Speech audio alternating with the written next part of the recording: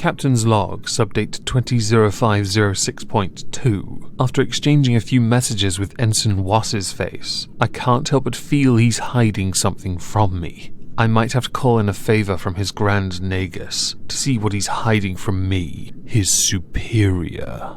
Welcome everyone to the 19th Halls of Injustice. Today I've got two subjects. One, though, is a guest spot. I asked if I could mirror it from a friend. I hope you enjoy it when I play it. First, though, to our subject. And for that we need Joshua Robinson. Joshua Robinson is a man from Hartlepool who was originally arrested on April the 8th after a drunken incident. A non-matter, one that required simply one to sleep it off in a cell, supported by an article from Northern Echo, where they spoke about it because he was due to appear before a district judge at Teesside Magistrates Court.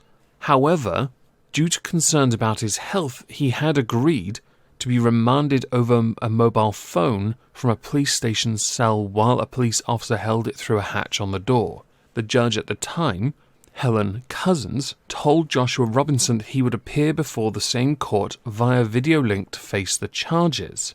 Well, before that, because there was something more to it, he's a bit of an idiot, and due to that earlier mentioned health concern, he was taken to hospital and made to wear a face mask.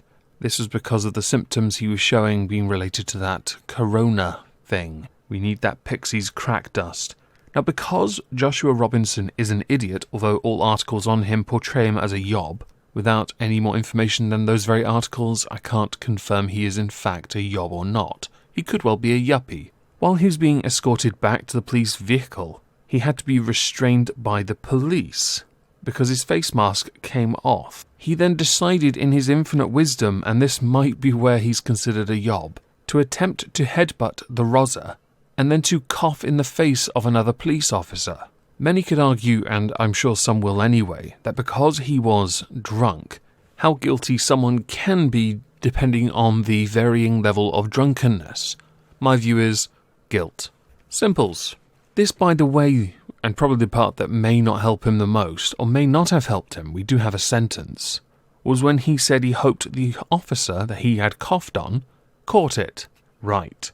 The Teesside Magistrates Court found him guilty of 2 charges, one of assault on an emergency worker and common assault of another. Sentencing guidelines for the Crown Prosecution Service indicate up to 12 months for the first charge, and an unlimited fine. The second charge, up to 6 months, but the fine's also quite hefty. Not unlimited, but it is something to point, look, and chuckle at. So what was the sentence that Joshua Robinson received? For the first charge of assault on an emergency worker, he got 6 months, which is quite lenient. For the second charge of common assault on another, 4 months. They were served together, so it was a total of 10 months, not concurrent, which I'm okay with. I think I've been quite clear in this series how little I care for concurrent sentences. A month later, Joshua Robinson has appeared again in Teesside's Crown Court, this time to appeal the original sentences, but the judge has decided to uphold one of them. This would be Judge Paul Watson, not to be confused with Imagine My Shock meme guy, who loves his soy brain force. Judge Paul Watson QC said, "We observed that the defendant's behaviour on the 6th of April, even in the best of times, was bad enough, but against the setting of this grave national emergency it was despicable. That sentence of 6 months imprisonment was in our view entirely justified in the exceptional circumstances and times we are living in." Basically making an example of him, so others then are deterred from spitting, coughing and hacking in the face of a copper, or speaking moistly. Joshua Robinson's representative said that Joshua Robinson had shown remorse and had limited previous convictions. I wish I had access to those rights now. The judge's entire premise and argument being, the emergency workers deserve the protection of the court, so that the public can truly appreciate and understand the severity of the situation. So what is now going to happen to Joshua Robinson? He will serve 6 months, or be out in 3 for good behaviour, so essentially he could be out in July, or late June, because the 4-month sentence was made concurrent. I'm sure many of you are now wondering, Judge Moist, what is your sentence though? Well, attempting to harm an officer, the guidelines say up to 12 months. He got off light. Attempting to assault an officer is a serious crime, and as such should be treated accordingly. 6 months, fine. And also add one. A fine, that is. The coughing charge. This one's tricky, because the Coronavirus Act, because of the current situation. Upon giving this some considerable thought, there are two things I was thinking of. The first being that it is very hard, even with intent, to give a sentence for something that does not exist in the form of a charge. So you have to instead associate it with another charge. My solution is quite simple.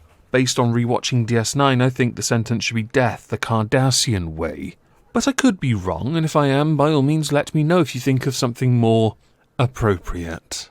So I guess next we should go to my friend Felfop, who found something quite alarming, and I think it's worth raising in this particular video series, because it shines a rather damning and damaging light on the judging system, the criminal justice system as well, in the US.